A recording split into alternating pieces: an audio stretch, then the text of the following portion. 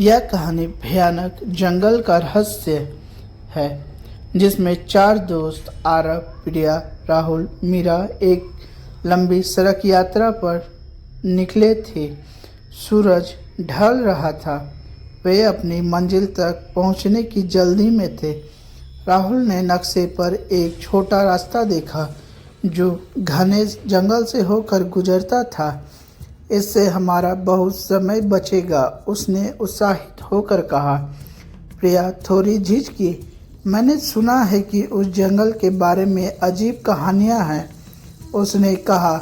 मीरा ने भी सर हिलाया, लेकिन राहुल ने उन्हें आश्वस्त किया, यह सिर्फ पुरानी कहानियां हैं, हम बस कुछ ही देर में निकल जाएंगे। आरव ने भी सहमति जताई और कार को जंगल की ओर मोड़ दिया। जंगल में प्रवेश करते ही हवा ठंडी ठंडी और पेड़ की छाया घनी होती गई। सूरज की रोशनी भी बहुत ही मुश्किल से नीचे पहुंच पा रही थी।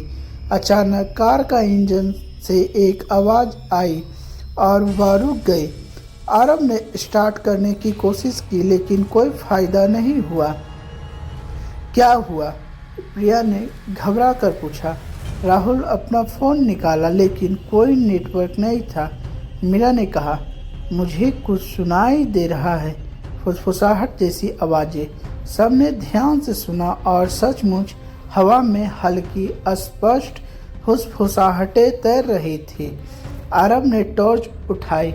हम मदद ढूंढेंगे, शायद पास में कोई गांव हो। वे कार छोड़कर पैदल ही आगे बढ़ने लगे।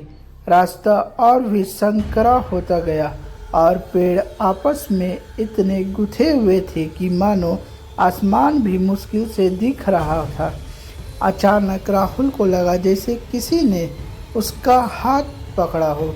वह चिल्लाया और पीछे मुड़ा, लेकिन वहाँ कोई नहीं था। मुझे लगा जैसे किसी ने मुझे छुआ, उसने हाँफते हुए कहा। प्रिया उसका हाथ पकड़ लिया।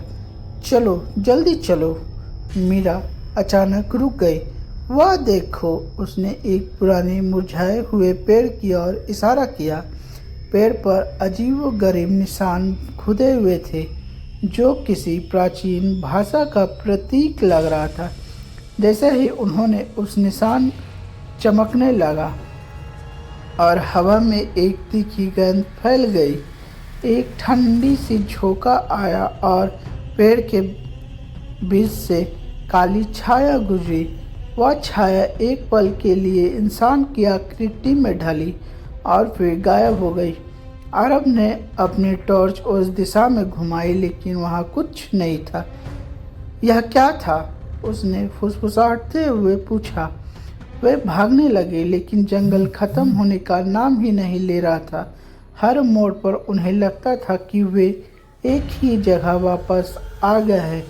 फुसफुसाहटें तेज होती जा रही थी, जैसे कोई उनके कान में कुछ कह रहा हो। प्रिया ने देखा कि मीरा की आंखें खाली हो गई थी, जैसे वह किसी और दुनिया में हो। अचानक उन्हें दूर से एक सड़क की रोशनी दिखी। वे पूरी ताकत से उस ओर भागे और जंगल से बाहर निकल आए। वे सड़क पर खड़े थे, हाँफते हुए और कांपते हुए। उन्होंने पीछे मुड़कर देखा। जंगल उतना ही शांत और घना दिख रहा था जैसे कुछ हुआ ही ना हो, लेकिन उन्हें पता था कि उस रात जंगल में कुछ ऐसा था जो हमेशा उनके साथ रहेगा।